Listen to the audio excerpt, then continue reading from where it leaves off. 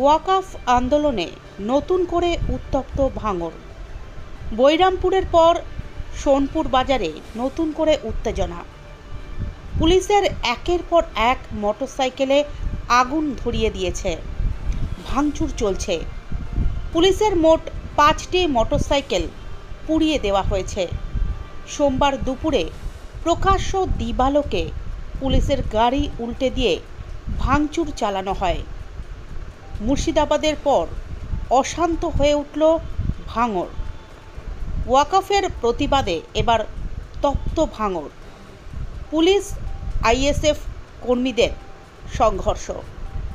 অবরুদ্ধ বাসন্তী হাইওয়ে, ভাঙড়ে জ্বলছে আগুন। নয়া ওয়াকফ আইনের বিরোধিতায় এবার উত্তপ্ত হয়ে উঠল ভাঙড়।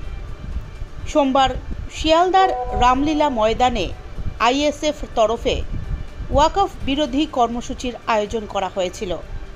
সেখানে যোগ দিতে যাচ্ছিলেন আইএসএফের কর্মী সমর্থকেরা। অভিযোগ, বাসন্তী হাইওয়েতে বৈরামপুরের কাছে তাদের পথ আটকায় পুলিশ। আইএসএফ কর্মীরা পুলিশের ব্যারিকেড ভেঙে এগোতে চাইলে হাতাহাতি বেঁধে যায়। পরিস্থিতি ক্রমশ উত্তপ্ত হতে থাকে। বাসন্তী হাইওয়ের ওপরই দুপক্ষের মধ্যে ধুন্ধুমার শুরু হয়। পুলিশ লাঠিচার্জ শুরু করে। তাতে একজন আইএসএফ কর্মীর মাথা ফাটে বলে অভিযোগ।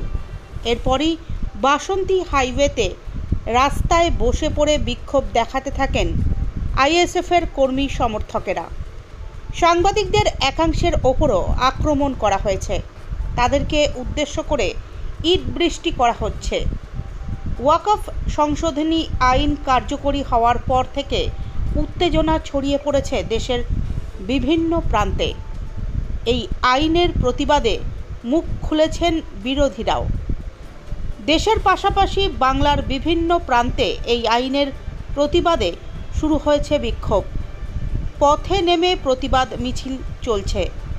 জানা গিয়েছে, ওয়াকফ আইনের প্রতিবাদে রামলীলা ময়দানে বক্তব্য রাখার কথা নওশাদ সিদ্দিকীর।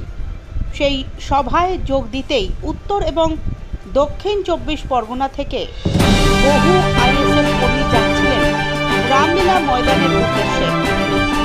যাওয়ার পথেই বাসন্তী হাইওয়েতে আইএসএফের গাড়ি আটকানোর কথা জানা গিয়েছে। তারপরেই রণক্ষেত্রের চেহারা নেয় গোটা এলাকায় উত্তেজনা ছড়িয়ে পড়েছে। সোমবার ওয়াকফ আইনের বিরোধিতায় পথে নেমেছে আইএসএফ। বাসন্তী হাইওয়ে অবরুদ্ধ করে চলছে এই বিক্ষোভ। আইএসএফের এই প্রতিবাদ কর্মসূচিকে কেন্দ্র করে উত্তেজনা ছড়িয়েছে ভাঙড়ে। এদিন সকাল থেকে বাসন্তী হাইওয়েতে ওয়াকফ আইনের প্রতিবাদে বিক্ষোভ দেখাতে শুরু করেন আইএসএফ কর্মীরা। বৈরামপুর ভোজেরহাট এলাকায় রাস্তা অবরোধ করল আইএসএফ কর্মীরা। আমাদের থানার স্যারেরা ছিল,